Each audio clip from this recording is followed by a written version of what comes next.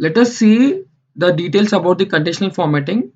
So you can do conditional formatting based on these points, but when you enter into the background color or any other option, you can see the format style here. So by default it is gradient, but you can change to the rules and the field value. So you can set your own rules. So this is by default, it is changing the color from the dark to the light, but when you choose the rules, you can set up your own rules here.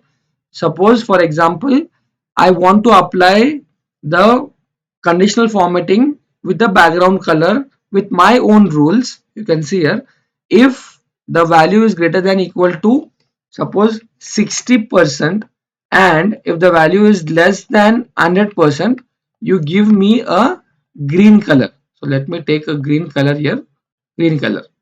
Just click away. Then you can set up a new rule. Suppose if it is greater than 40 and if it is less than 60, you give me some red color. Okay, you can see here.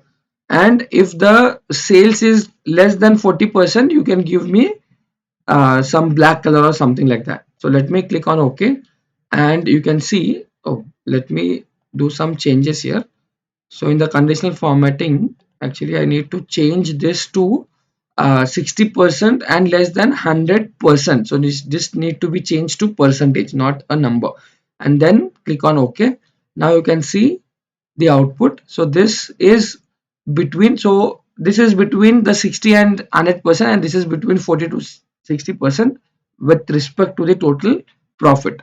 So this is how you can set up your own rules and you do the conditional formatting on the particular column. Thank you for watching, guys. If you like it, please subscribe to my channel. Keep learning.